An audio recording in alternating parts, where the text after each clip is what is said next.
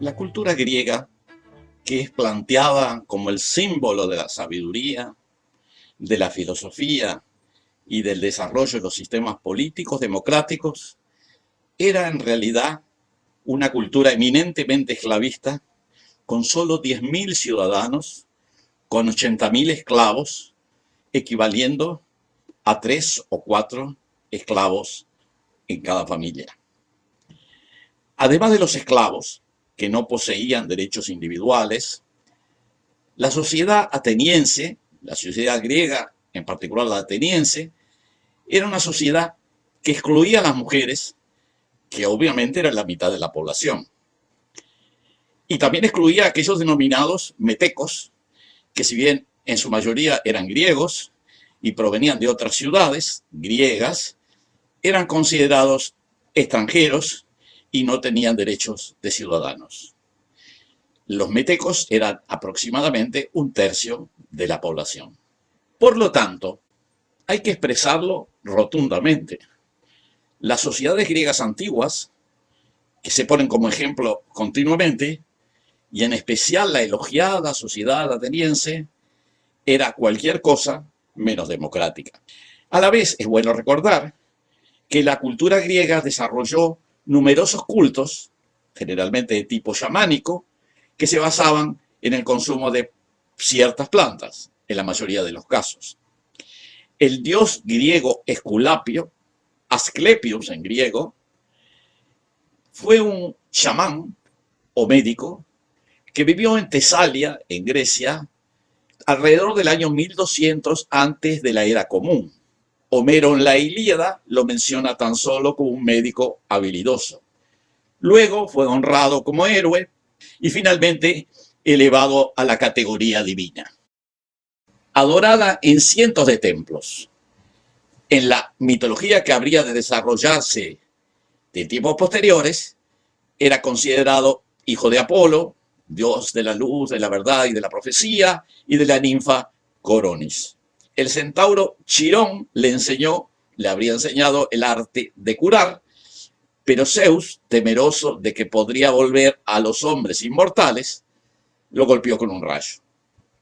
El culto de Esculapio, como decía, comenzó en Tesalia, pero luego se extendió a todos los pueblos helénicos, incluyendo Roma, donde fue introducido en el año 293 antes de la era común, supuestamente para aliviar una peste. Esculapio era representado con una túnica larga y con el pecho descubierto, tenía un báculo, o sea, bastón, con una serpiente enroscada que con el tiempo se habría de transformar en el símbolo de la medicina, hasta el presente.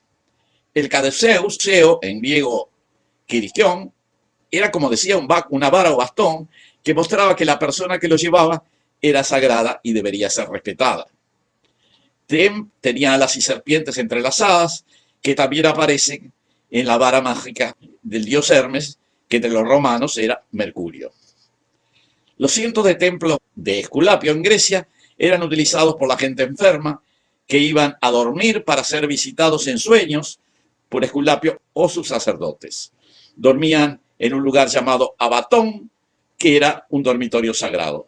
Según se cree, se usaban dietas, muy probablemente amapola, o sea, opio, y otras plantas curativas y ceremoniales, baños y ejercicios como método de curación. Como decía anteriormente, todavía hoy en la sociedad contemporánea se utiliza habitualmente el báculo de Esculapio, un bastón rodeado de 2 serpientes enroscadas, como símbolo de la medicina.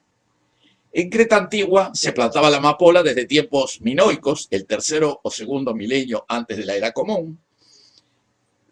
Y sabemos eso porque existen jarras de cerámica del año 1500 antes de la era común, provenientes de Chipre, que muestran incisiones estilizadas con la forma de las cápsulas de amapola.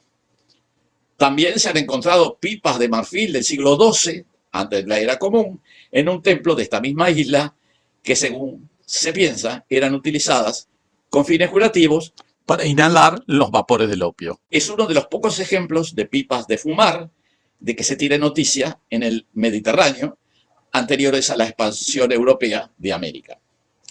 En Grecia y Roma el opio era habitualmente administrado como calmante del dolor, Con ese fin era recomendado por los fundadores de la medicina europea, Hipócrates del 400 antes de la era común y Dioscorís y Galeno del 130 al 200 después de la era común.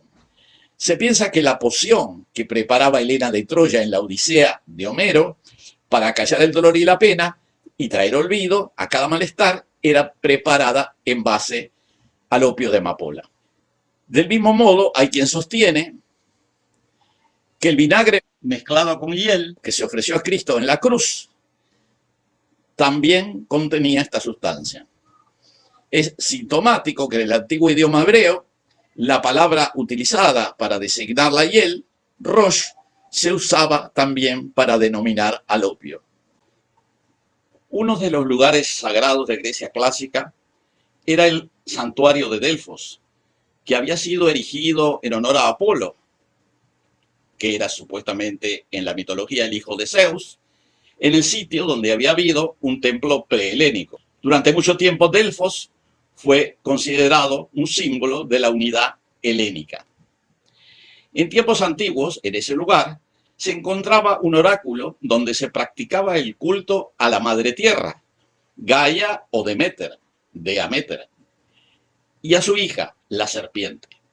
En las versiones más antiguas, la serpiente, que no tenía nombre, era una entidad femenina, hija de la Gran Madre. Luego, el santuario fue conquistado por pueblos invasores, quienes sustituyeron el culto a Gaia por el culto a Apolo, hijo de Zeus.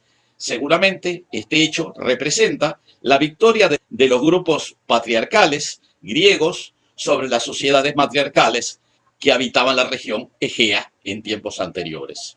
Si bien desde esa época el templo fue dedicado a Apolo, las creencias prehelénicas sobrevivieron en forma sincrética en las nuevas ceremonias. La serpiente, hija de la madre, tierra, pasó a ser de sexo masculino y su nombre, Pitón. De allí que las sacerdotisas de Delfos se llamaban pitonisas. Delfos, que quiere decir matriz o útero, estaba ubicado sobre una piedra situada exactamente en el lugar donde supuestamente se habían encontrado dos águilas que había enviado Zeus. Ese sitio preciso, que era el centro del templo, era denominado ombligo, ónfalos, mientras que el recinto sagrado se denominaba stomios, que significa vagina o boca, que a su vez estaba atravesado por una hendidura que se llamaba chasma, por donde salían vapores que producían embriaguez. Estos vapores se llamaban entusiasmos. Probablemente dichos vapores eran producidos por la quema de cáñamo, cannabis, o por alguna solanácea. En un próximo video continuaremos este tema sobre las sociedades chamánicas griegas.